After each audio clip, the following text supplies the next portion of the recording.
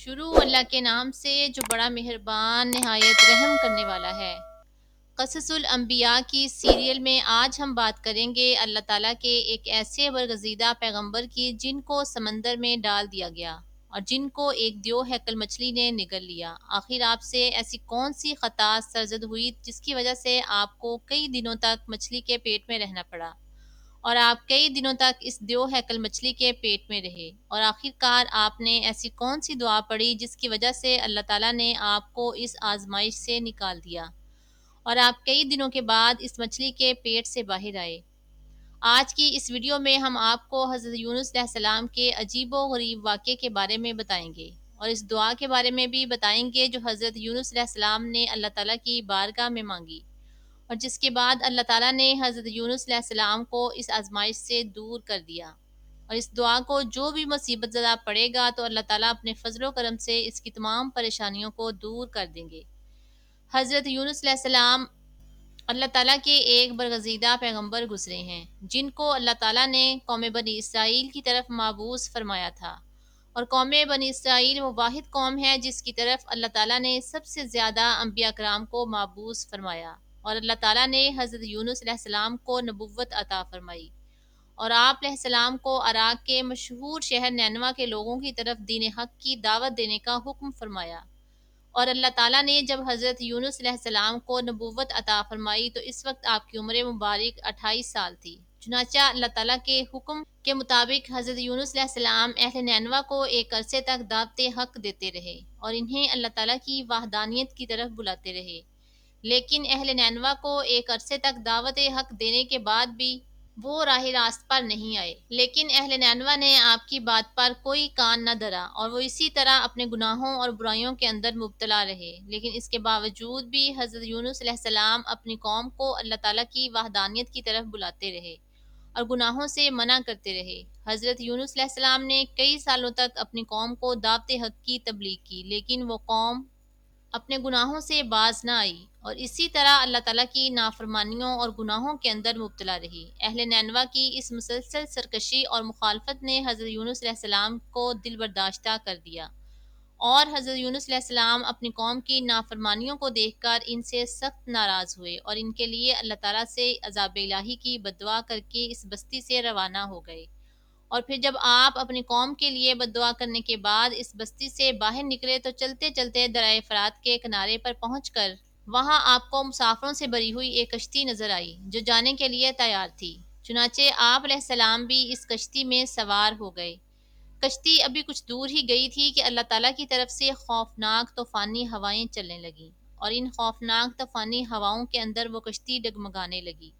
چنانچہ ان طوفانی ہواؤں کے اندر کشتی کے ڈوبنے کا خطرہ مزید بڑھ گیا تو اس وقت تمام لوگوں نے اپنے عقیدے کے مطابق کہا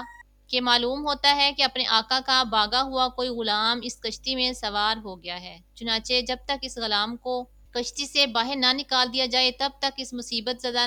اس مصیبت سے نجات حاصل نہیں ہو سکتی۔ چنانچہ لوگوں کی یہ بات سن کر حضرت یونس علیہ السلام نے دل ہی میں خیال کیا کہ میں نے اللہ تعالیٰ کی وحی کا انتظار کیے بغیر ہی وہاں سے چلا آیا ہوں،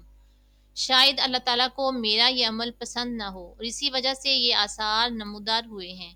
چنانچہ یہ منظر دیکھ کر حضرت یونس علیہ السلام نے فرمایا کہ میں وہ غلام ہوں جو اپنے آقا کو چھوڑ کر فرار ہوا۔ مسافر یہ بات نہ مانے کیونکہ وہ جانتے تھے، پھر قرآن اندازی کی گئی تو آپ کا نام ہی نکلا۔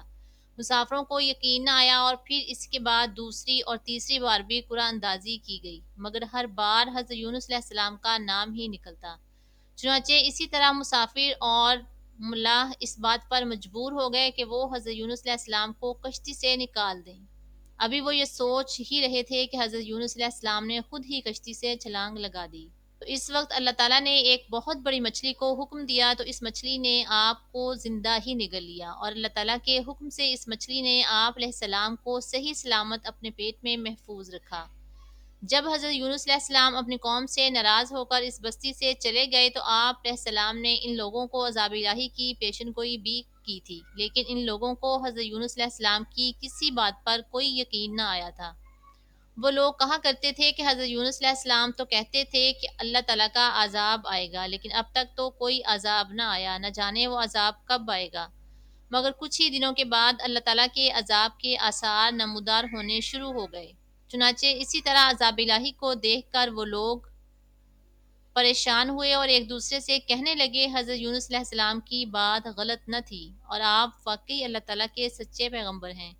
چنانچہ ان لوگوں نے اللہ تعالیٰ کے عذاب کے اثرات کو دیکھ کر اللہ تعالیٰ کی بارگاہ میں خوب توبہ کی اور اللہ تعالیٰ کی وحدانیت پر ایمان لے آئے